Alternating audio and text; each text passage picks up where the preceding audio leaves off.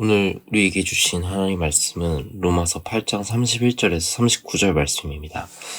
그런즉 이 일에 대하여 우리가 무슨 말을 하래요? 만일 하나님이 우리를 위하시면 누가 우리를 대적하리요? 자기 아들을 아끼지 아니하시고 우리 모든 사람을 위하여 내주시니가 어찌 그 아들과 함께 모든 것을 우리에게 주시지 아니하겠느냐?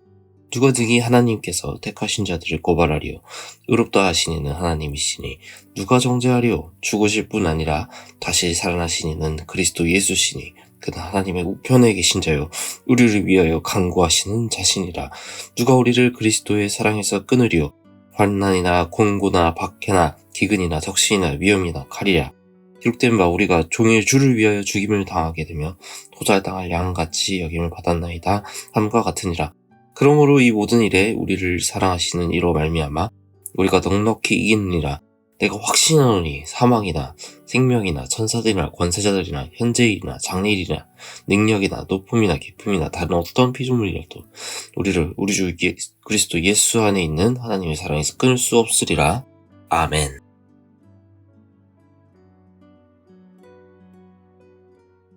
우리가 신앙생활을 잘 해오다가도 종종 신앙의 위기를 경험합니다. 인생의 어려움을 만나게 될 때, 내가 서 있는 기반 전체가 뒤집어지는 경험을 할 때 그렇습니다. 그럴 때면 불쑥 나는 하나님의 자녀가 맞는가? 라는 질문이 떠오릅니다. 그러면 어떻습니까? 내가 가지고 있는 신앙, 믿음이 아무런 의미가 없는 것처럼 느껴집니다.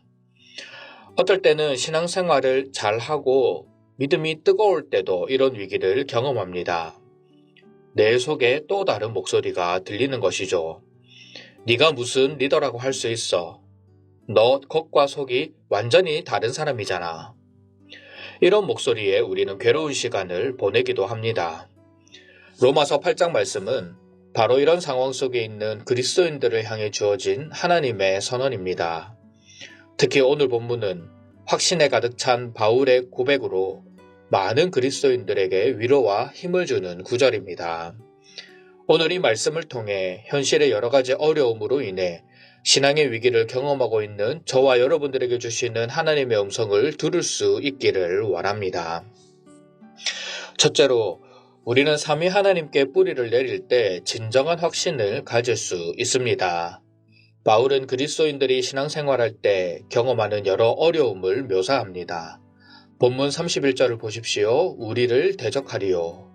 33절에는 택하신 자들을 고발하리요. 34절에 누가 정죄하리요 라는 표현들입니다. 아무리 그리스도인이라고 하더라도 그 사람 안팎에서 공격해오는 어려움과 정죄의 속삭임, 인생의 큰 파도 앞에서 어려움을 겪을 수 있다는 것입니다. 특히 이 단어들은 법정 재판에 사용되던 단어로 대적과 고발, 정죄라는 재판 절차의 흐름을 그대로 따라가고 있습니다. 그리스도인들이 법정에 세워져 유죄 판결을 받게 되는 절체절명의 순간을 묘사하고 있는 것입니다. 하지만 복음은 우리의 현실을 뒤집는 은혜의 법정입니다. 바울은 수사학적으로 누가 우리를 대적하고 누가 우리를 고발하고 누가 우리를 정죄하겠는가? 라는 질문을 던집니다. 이 질문의 의도가 무엇입니까? 아무도 우리를 고발하고 정죄하고 대적할 자가 없다는 뜻입니다. 로마교회 성도들이 붙들었던 율법도 그리스도인들을 넘어지게 하는 사탄의 고발도 우리가 살아가면서 만나게 되는 모든 신앙의 위기조차도 우리를 완전히 넘어뜨릴 수 없습니다. 왜 그럴까요? 우리에게는 삼위 하나님이 계시기 때문입니다. 오직 삼위 하나님께서 주시는 은혜야말로 우리가 붙들 수 있는 유일한 위로요, 우리 소망의 근거요, 우리 구원의 확신입니다. 바울은 31절에 하나님이 우리를 위하시면 이라고 고백하고 32절에 자기 아들을 아끼지 아니하시고 우리 모든 사람을 위하여 내어주시니 라고 말합니다. 33절에는 의롭다 하시는 이는 하나님이시니 라고 고백하고 34절 말씀에는 죽으실 뿐 아니라 다시 살아나신 이는 그리스도 예수시라 라고 고백합니다. 따라서 삼위 하나님께 우리가 뿌리를 내리고 삼위 하나님께서 주시는 은혜를 붙들고 살아가면 우리가 서 있는 고발의 법정은 은혜의 법정으로 변하게 될 것입니다. 우리가 그리스도의 사랑 안에 온전히 거하면 우리가 경험하고 있는 인생의 큰 풍랑은 은혜의 항구를 향해 나아가는 순풍이 될 것입니다.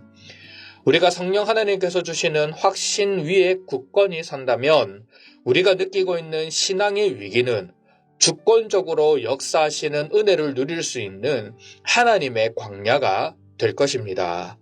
그러면 우리는 35절과 37절과 같이 승리의 고백을 올려드릴 수 있게 됩니다. 누가 우리를 그리스도의 사랑에서 끊으리요?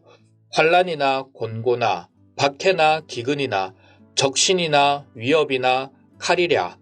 그러나 이 모든 일에 우리를 사랑하시는 이로 말미암아 우리가 넉넉히 이기느니라.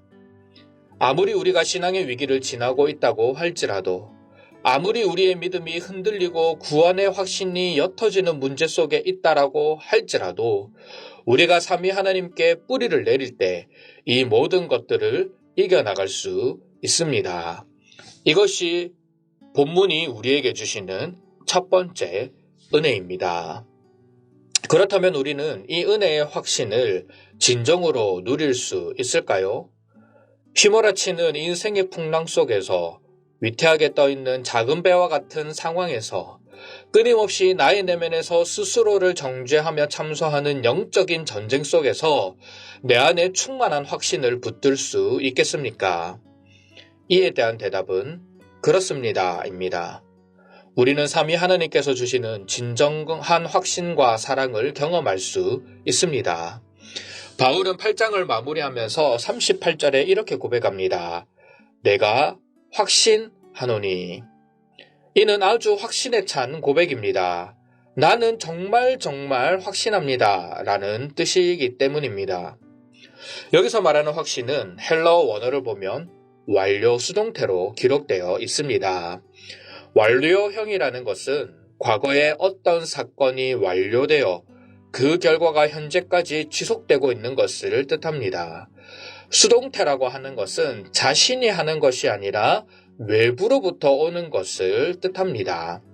그러니 이것이 무엇을 뜻하겠습니까?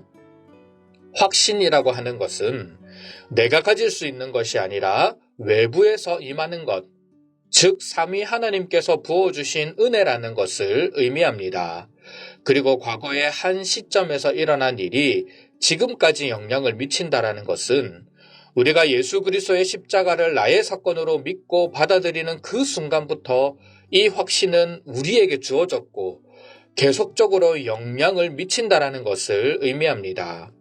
즉, 이 확신은 나의 힘이나 나의 능력이나 내가 가진 배경이나 사회적 지위 고하를 막론하고 예수 그리스도를 나의 구주, 나의 하나님으로 믿고 고백할 때부터 이미 나에게 허락된 확신이며 내 상황이 어떻게 되든 어떻게 변하든 내가 지금 어떤 상황에 처해 있든지 상관없이 외부로부터 우리에게 주시는 확신인 것입니다.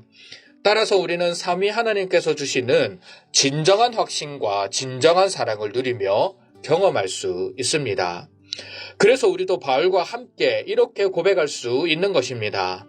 내가 확신하노니 사망이나 생명이나 천사들이나 권세자들이나 현재일이나 장래일이나 능력이나 높음이나 깊음이나 다른 어떤 피조물이라도 우리를 우리 주 그리스도 예수 안에 있는 하나님의 사랑에서 끊을 수 없으리라. 아멘. 이 세상에서 어떤 어려움을 겪고 어떤 고난과 환난을 마주하며 어떤 이 시대의 율법과 사탄의 속삭임 가운데서도 나는 하나님의 사랑을 받은 자다. 이 세상 그 어떤 것도 이 사랑에서 끊을 수 없다라는 담대한 고백을 하나님께 올려드릴 수 있는 것입니다. 사랑하는 서문가족 여러분, 우리에게는 이미 끊을 수 없는 하나님의 사랑이 주어졌습니다. 우리가 삼위 하나님 안에 뿌리 내릴 때 우리 또한 믿음의 확신, 구원의 확신을 가질 수 있습니다. 신앙의 위기 속에서도 하나님께서 주시는 확신의 풍성함을 누릴 수 있을 것입니다. 어떤 상황 속에서도 우리를 붙들어 주시는 하나님의 끊을 수 없는 사랑을 누리며 인생의 파도를 잘 헤쳐나가는 저와 여러분들이 되시기를 주님의 이름으로 축원합니다.